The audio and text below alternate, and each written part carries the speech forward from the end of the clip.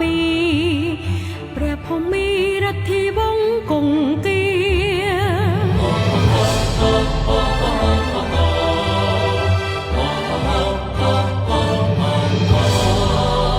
កម្ពុជាឯករាជ្យបានឃ្លាតពីទុក